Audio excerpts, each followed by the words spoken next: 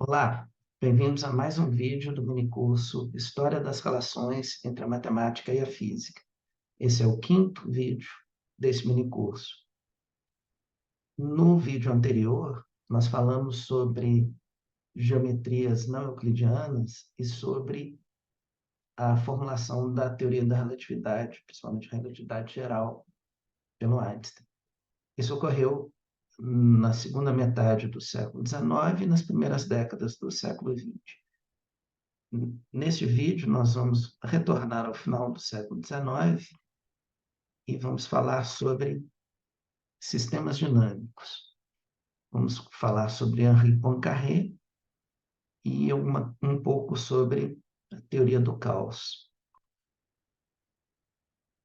Mas vamos começar com o problema dos três corpos.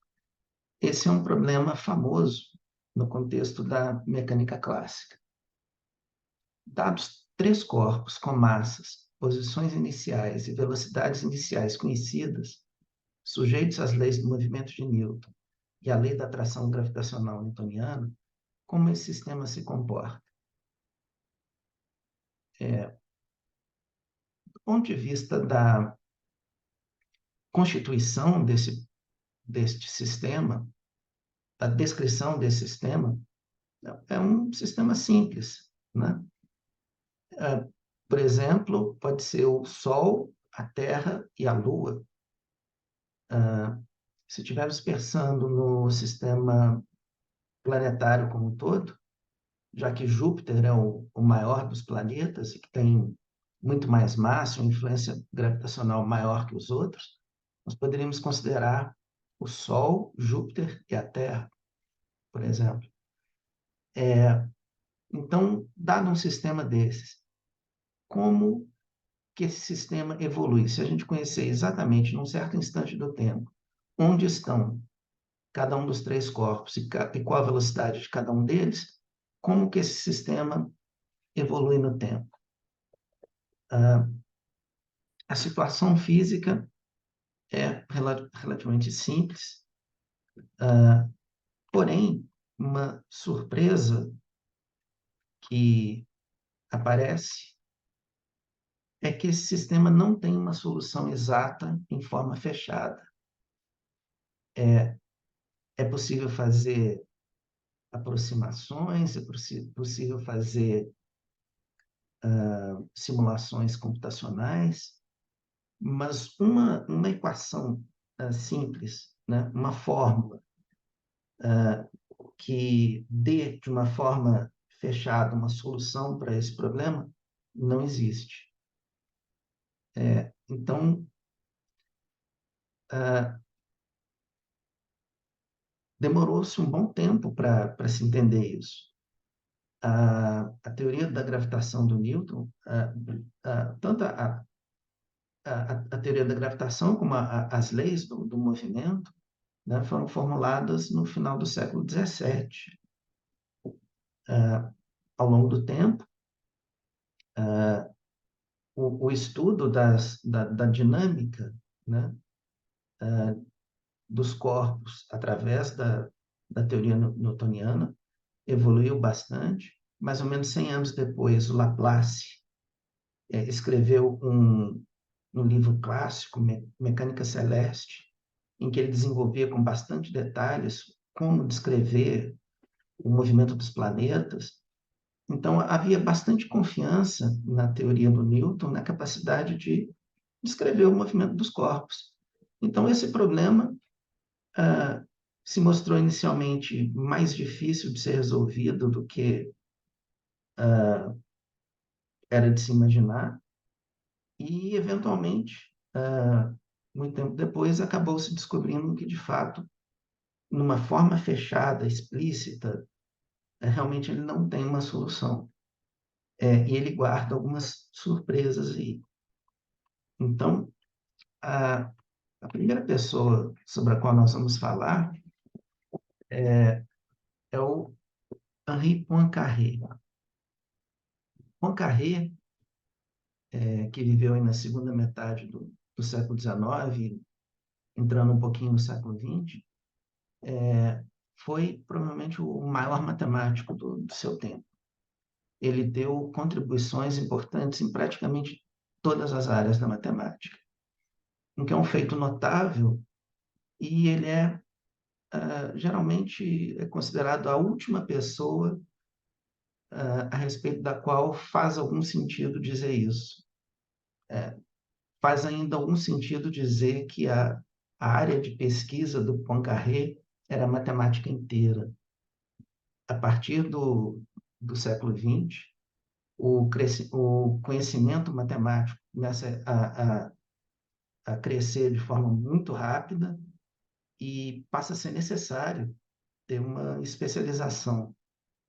Então, o Poincaré foi a última pessoa que realmente lidava com praticamente todas as áreas da matemática, toda a matemática, toda a matemática conhecida na época dele, e deu contribuições importantes em vários campos.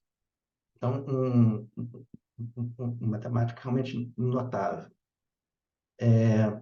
E também sempre com interesses em física. Ele foi, por exemplo, um dos precursores, ou um dos participantes da formulação da teoria da relatividade restrita. Ele encontrou algumas equações que são idênticas às que o Einstein descobriu, mais ou menos na mesma época, porém com uma interpretação diferente. Então, a interpretação que nós temos hoje de como as coisas funcionam na teoria da relatividade é o ponto de vista do Einstein. Mas o Poincaré estava ali examinando mais ou menos as mesmas ideias, encontrando mais ou menos as mesmas equações, com uma interpretação diferente, mas ele estava ali também participando da análise dessas questões. Também deu contribuições para a filosofia da ciência, por exemplo. Então, realmente, uma pessoa que deu muitas contribuições, uma obra muito rica. Nós vamos aqui nos concentrar em apenas um aspecto da obra dele,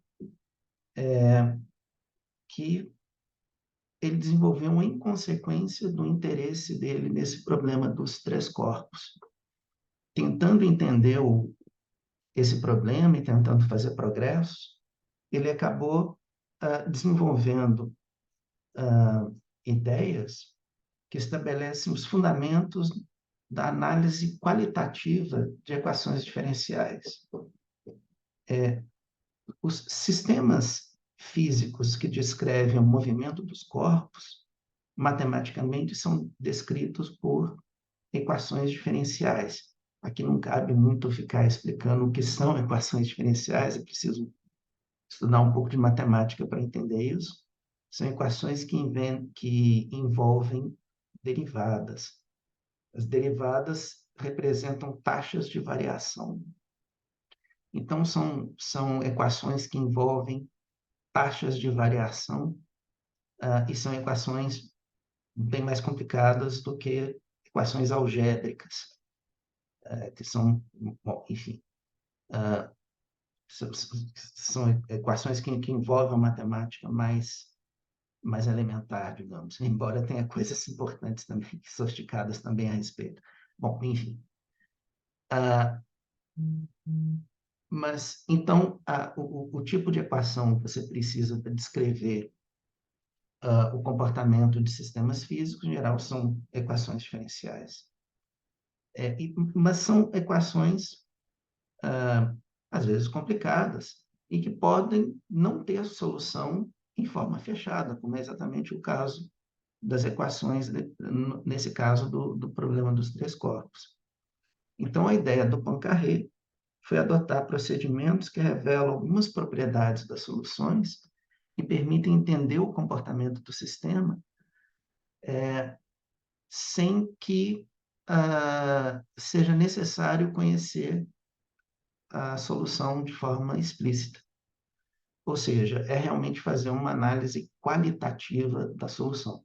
Então, há maneiras de descobrir uma série de coisas muito importantes a respeito das soluções matemáticas que descrevem o comportamento do sistema, mesmo sem conhecer explicitamente qual uma fórmula matemática para essa solução, para essas soluções. Na verdade, mesmo que essas soluções não existam como numa forma fechada. Então, é um método de análise completamente diferente, e o Poincaré foi o iniciador de todo esse ponto de vista, né, de como lidar com equações diferenciais. Porque, veja, o problema dos três corpos é um problema relativamente simples. As situações na natureza muito mais complicadas que o problema da interação gravitacional entre três corpos. Se já nesse problema as equações se tornam tão complicadas que não existe uma solução fechada, então, com mais razão ainda, em outras situações, que são ainda mais complexas, é mais provável ainda que as soluções não existam de forma fechada. Então, essa análise qualitativa passa a ser, passa a ter uma importância fundamental para entender o que acontece com sistemas físicos, descritos por equações diferenciais. Uma outra pessoa que eu vou destacar é o Lyapunov. Ele foi um matemático e físico russo, que viveu mais ou menos na mesma época que o Poincaré. E ele estudou a estabilidade de sistemas dinâmicos. Então, ele começou estudando a estabilidade de fluidos em rotação e acabou desenvolvendo toda uma teoria a respeito de estabilidade do movimento. Então, a tese de doutorado dele, de 1892, tem o título O Problema Geral da Estabilidade do Movimento.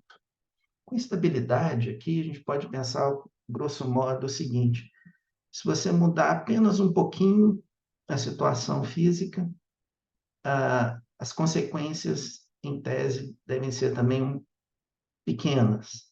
Isso é um movimento estável. Ou seja, o movimento é estável quando, se você faz uma pequena perturbação no movimento, e o efeito dessa pequena perturbação também é um efeito pequeno. Então, bom, o movimento pode ser estável, às vezes pode ser também instável, né? Um exemplo numa situação instável, né? Pode imaginar, imagina uma montanha, né? Curva com uma bolinha bem em cima. Essa bolinha pode estar aqui numa situação de equilíbrio instável. Se você mexer um pouquinho, para um lado ou para o outro, ela pode rolar para baixo, para um lado ou para o outro, certo? Isso é um equilíbrio instável. Então, estabilidade tem a ver com isso. Nesse caso aqui, é um caso instável, né? Mas você pode ter situações em que a coisa é estável. Você mexe um pouquinho e não muda muito. Em outras situações, você mexe um pouquinho e a coisa muda completamente. Então, o Lyapunov começou a estudar essa questão da estabilidade do movimento. Então, a partir dos trabalhos pioneiros, né, Poincaré e Lyapunov, acabou sendo desenvolvido toda uma área da matemática chamada de sistemas dinâmicos. Bom, esse termo, sistemas dinâmicos, a gente pode pensar do ponto de vista da física e da matemática. Do ponto de vista da física, é um sistema dinâmico, é um sistema de partículas cujo estado muda com o tempo, obedecendo a equações diferenciais, que vão envolver derivadas temporais, ou seja, uma taxa de variação temporal. Do ponto de vista matemático, colocando a coisa um linguajar um pouco mais abstrato, é um sistema dinâmico, é um sistema em que uma função descreve a dependência temporal de um ponto em espaço ambiente. Para cada instante no tempo, o sistema tem um estado representado por um ponto em um espaço de estados. Eu vou só falar um pouquinho sobre isso. Espaço-ambiente aqui é um espaço em torno do objeto que está sendo estudado. Então, para dar um exemplo, vamos imaginar uma linha. Uma linha sozinha pode ser linha reta, pode ser até uma linha reta infinita, né? Se a gente tem uma linha, essa linha por si só é um objeto matemático, um objeto geométrico. Ela pode ser considerada um espaço. Uma linha define um espaço. Mas a gente pode considerar um espaço unidimensional, nesse caso. Mas a gente pode considerar que essa linha faz parte de um plano. Então, imagina que tem um plano e nesse plano está lá a nossa linha. Nesse caso, a linha ela pertence a esse espaço maior que é o plano. Então, o plano aí, nesse exemplo, é o espaço-ambiente, ao qual pertence essa linha. Então, bom, você está descrevendo o estado de alguma coisa em um espaço-ambiente. Mas o estado do seu sistema, essa palavra estado, né, ela tem um certo significado. E esse estado é representado também por um ponto em um espaço de estados. Para dar um exemplo mais familiar da física, para você descrever, quando a gente descreve um movimento de um corpo, vamos pensar aí, como eu estava falando de exemplos de planetas, né? O movimento da Terra em torno do Sol. Para a gente descrever o movimento da Terra, a gente precisa saber em cada instante onde está a Terra, mas isso não basta. A gente tem que saber onde ela está e com que velocidade ela tá viajando naquele instante do tempo. Então, para um corpo, na mecânica clássica, para um corpo, para descrever o movimento de um corpo, a gente precisa saber, em um certo instante do tempo, onde está esse corpo e qual a velocidade que ele tem naquele instante. Então, esse conjunto de informações, onde está o corpo e qual a velocidade que ele tem em um certo instante, esse conjunto de informações nos define qual é o estado desse corpo num certo instante. Então, existe um espaço de estados no qual estão representados, enfim, pontos nesse estado representam estados de movimento do corpo.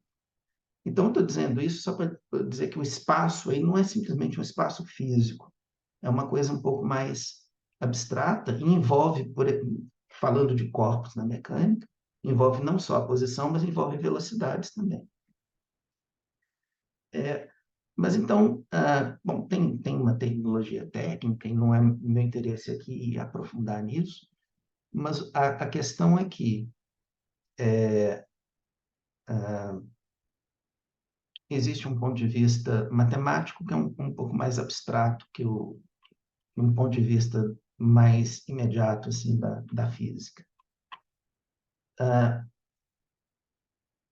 Considerando essas definições mais abstratas da matemática, é possível, então, aplicar essa definição com algumas variações. Então, como eu falei lá, um estado de um sistema, tem um espaço-ambiente, você tem um espaço de estados. Você pode colocar isso em diferentes contextos, definir diferentes espaços e acabar lidando com diferentes objetos matemáticos, usando, enfim. Então, na verdade, acaba, uma vez que você pode fazer diferentes escolhas para essa definição matemática, na verdade, essa ideia dos sistemas dinâmicos acaba fazendo uma unificação de vários conceitos importantes na matemática. Então, deixa de ter a ver apenas com a questão da mecânica clássica, da descrição do movimento dos corpos, e passa a ser uma coisa muito mais geral, certo? Então, como área de estudo, os sistemas dinâmicos é uma espécie de uma generalização da mecânica clássica, que, do ponto de vista fenomenológico, né, para aplicações no mundo, tem aplicação em vários domínios, biologia, economia, etc. Mas como área de estudo próprio da matemática, também, na verdade, é uma área bastante ampla que tem ligações com vários, vários ramos da matemática.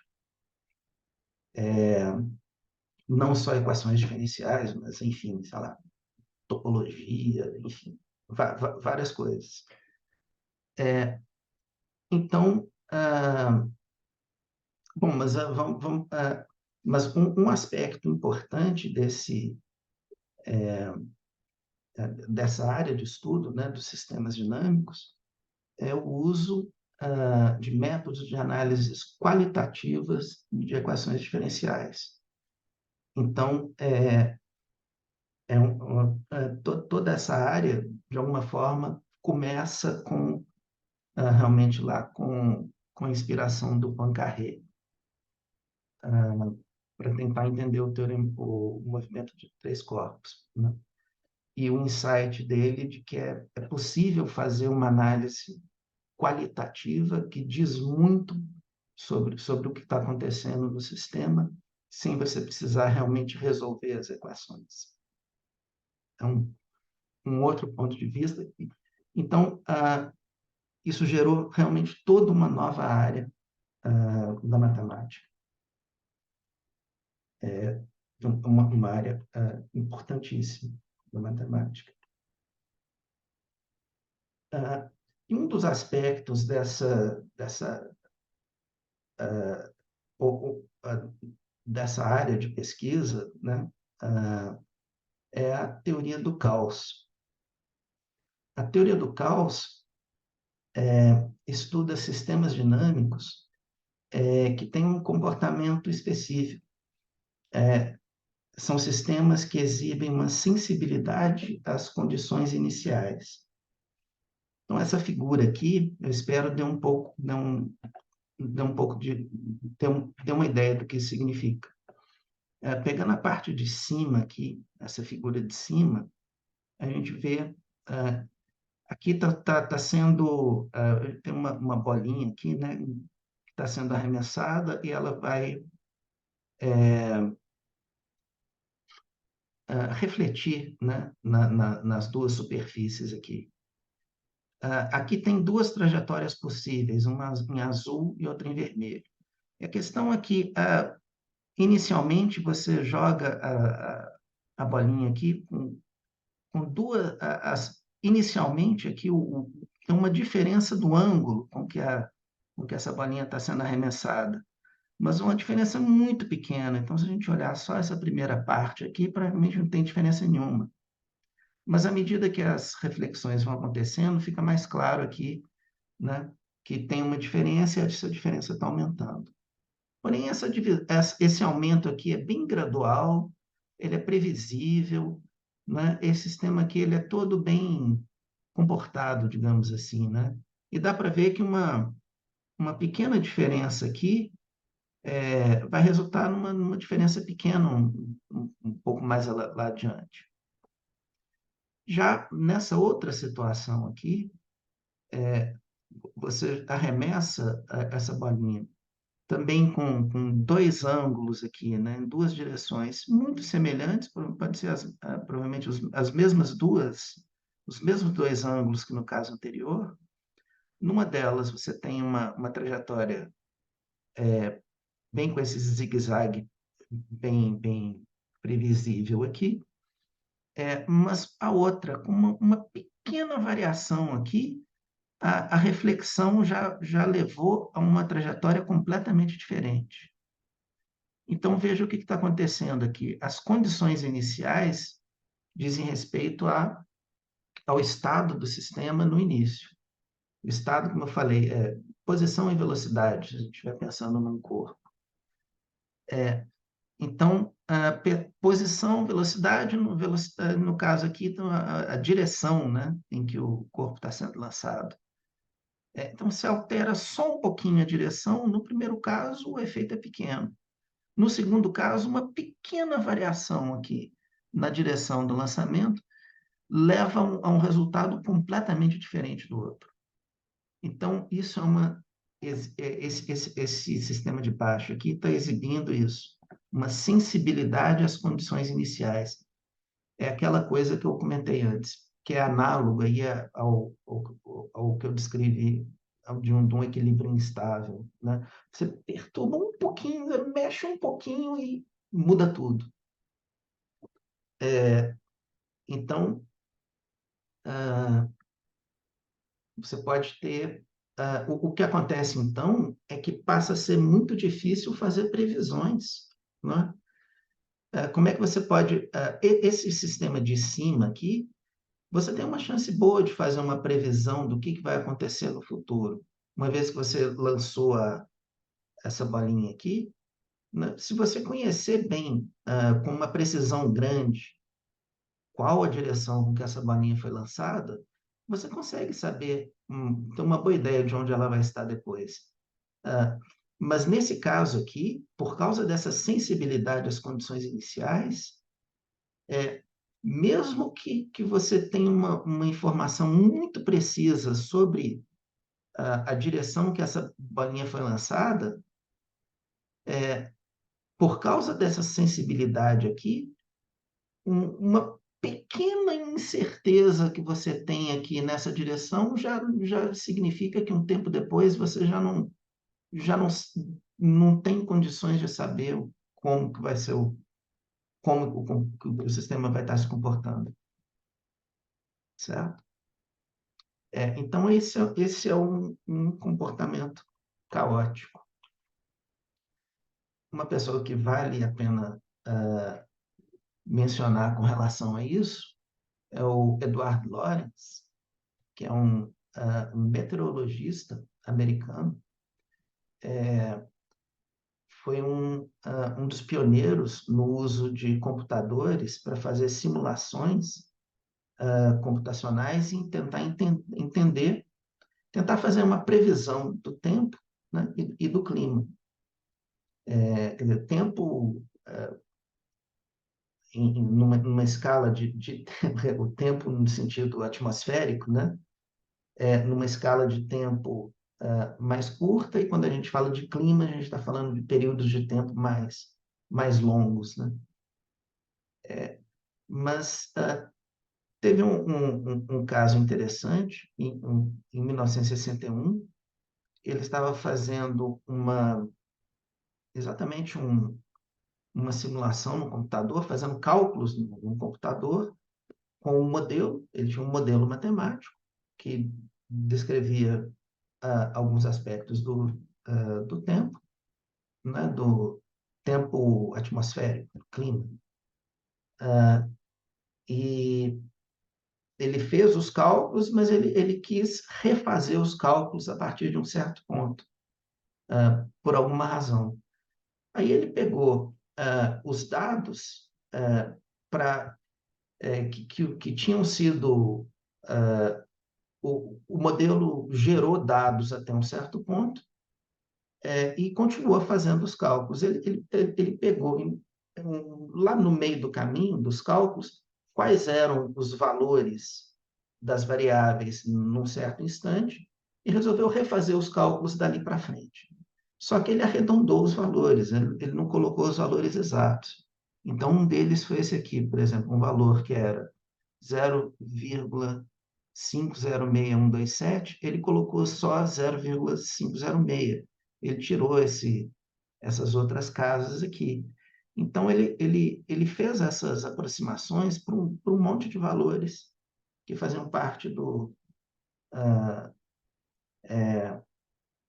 modelo, e para partir de um certo ponto, refazer os cálculos e checar algumas coisas. Só que aí, para surpresa dele, o resultado final deu completamente diferente do que tinha dado da primeira vez. Então, isso foi uma surpresa e é realmente uma manifestação dessa sensibilidade às condições iniciais aqui que eu falei. Então, embora já houvessem alguns trabalhos, algum pensamento a respeito disso, que vem desde lá da época do Poincaré, acho que ninguém estava atento realmente para o, realmente o que significava isso. Então, então foi um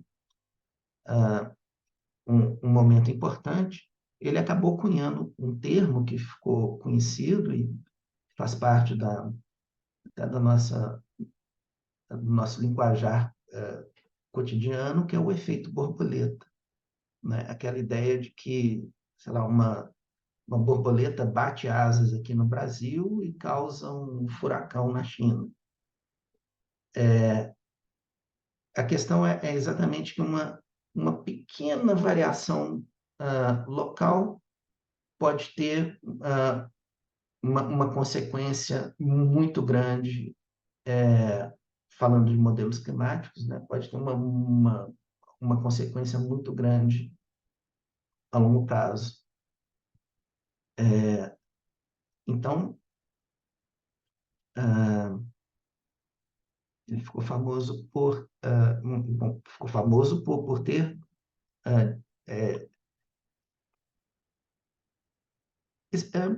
exibido de forma muito clara esse fenômeno, né?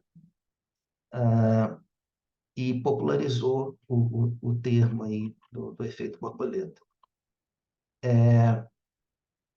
Mas vale a pena dizer que no estudo de sistemas dinâmicos, os sistemas caóticos são determinísticos.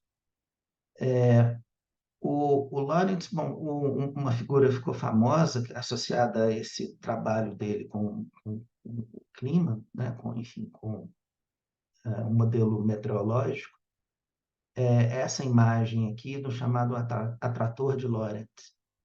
Isso aqui não é o espaço, exatamente aquele espaço de estados que eu falei. Então, a interpretação do que são esses pontos aqui é um pouco mais complicada, não são simplesmente pontos no espaço, mas a questão é que a gente pode. Cada ponto aqui corresponde a um estado do sistema num certo instante do tempo.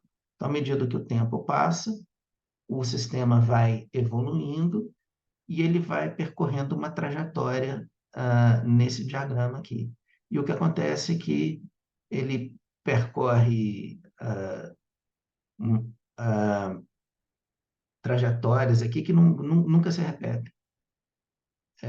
Então, enfim, então isso está associado ao, ao comportamento caótico do sistema. Mas é preciso dizer aqui que os sistemas caóticos eles são determinísticos, porque se nós estamos falando, por exemplo, da mecânica quântica, desculpe, da mecânica clássica, mecânica newtoniana, você tem as leis são deterministas. Se você conhecer exatamente quais são as condições iniciais do sistema, as equações sim te dizem exatamente o que vai ser, como vai ser o futuro. Isso ficou famoso numa formulação do Laplace, que ficou conhecido até como o demônio de Laplace. O Laplace, lá no final do século XVIII, colocou da seguinte forma: se houvesse uma entidade que ficou conhecida como um demônio do Laplace, uma entidade que conhecesse tudo sobre o mundo num certo instante do tempo,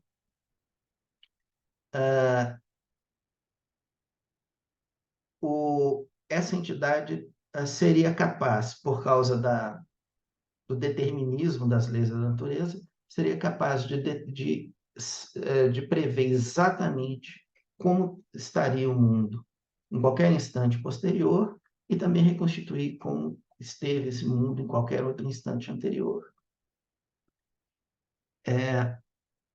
Mas a gente não precisa pegar o universo inteiro. Pegando um sistema físico específico que está sendo estudado, olhando o que as equações dizem para esse sistema físico, as leis são deterministas. Se você souber exatamente quais são as condições iniciais, as equações preveem exatamente o que vai acontecer. O que acontece aqui no caos é que duas condições iniciais muito próximas umas das outras podem evoluir para podem ter um futuro muito diferente, apesar delas serem situações iniciais muito próximas. Então, a questão aqui significa o seguinte: a rigor, as leis são deterministas, porém, na prática, é difícil prever o futuro porque uma pequena incerteza nas condições iniciais pode gerar uma grande incerteza sobre como que o sistema vai evoluir no futuro. Então, pode ser um determinismo do ponto de vista da análise mais fundamental das leis, mas do ponto de vista prático, acaba sendo um indeterminismo pragmático, digamos assim. É muito difícil fazer previsões. Então, exatamente por isso, na área lá do Lorentz, que é a meteorologia, é muito difícil fazer previsão do tempo, porque exatamente as condições iniciais precisam ser conhecidas com uma precisão muito grande para você conseguir fazer uma previsão com um certo intervalo de tempo um pouco maior. A sensibilidade às condições iniciais acaba impondo uma escala de tempo. Então, dependendo dessa sensibilidade às condições iniciais, dependendo um pouquinho de incerteza que você tem nas condições iniciais, significa que depois de um certo intervalo de tempo, você já não consegue ter uma boa informação de como que o sistema vai estar. Então, essa sensibilidade às condições iniciais está associada a uma escala de tempo.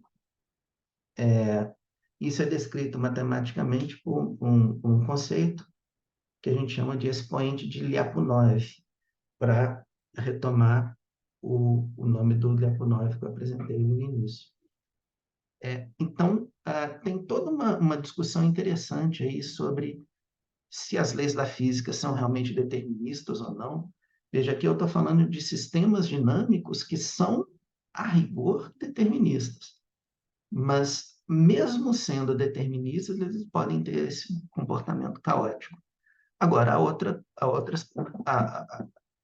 outras coisas, né? Como, por exemplo, pode-se levar em conta as leis da física quântica, que também tem aspectos determinísticos. Você tem uma equação diferencial que tem, no caso, chama equação de Schrödinger, que tem uma evolução determinística, mas existem outras coisas que tornam as coisas mais complicadas no domínio da mecânica quântica.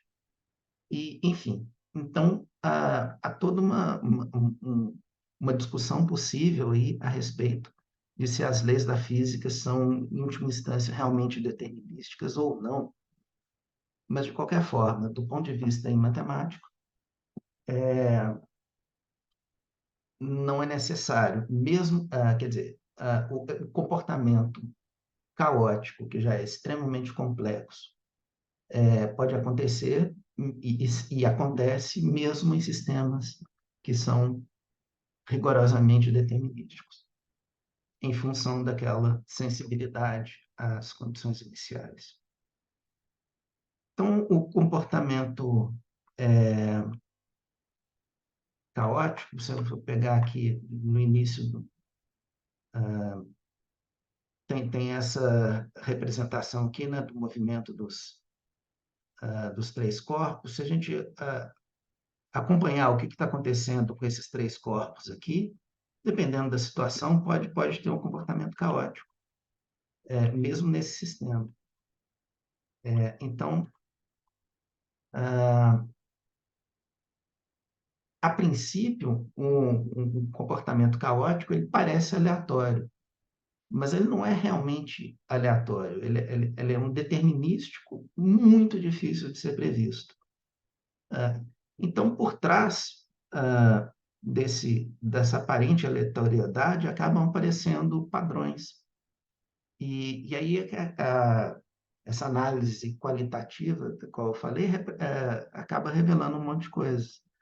Então, podem ter coisas, aí depende da natureza do sistema, mas você pode ter coisa como auto-organização, pode aparecer fractais, pode ter loops de feedback, né, que são as retroalimentações, enfim, você pode ter uma série de coisas que são extremamente complexas, mas a rigor não são totalmente aleatórias. São padrões que estão escondidos ali, um pouco abaixo da superfície, digamos assim. Parece muito aleatório, mas é menos aleatório do que parece à primeira vista. Bom, então, isso é. Então, o caos é uma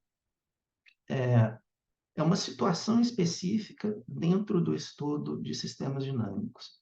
Já sistemas dinâmicos é toda uma área de pesquisa que talvez possa dizer uma área interdisciplinar, uma área que envolve principalmente uma área da matemática, mas com conexões muito fortes com a física. E como eu mostrei, vem a inspiração principal dessa área, a inspiração nascente dessa área, vem lá do problema dos três corpos, que é um problema clássico da mecânica. Bom, então, espero que tenham gostado do vídeo. Obrigado pela atenção.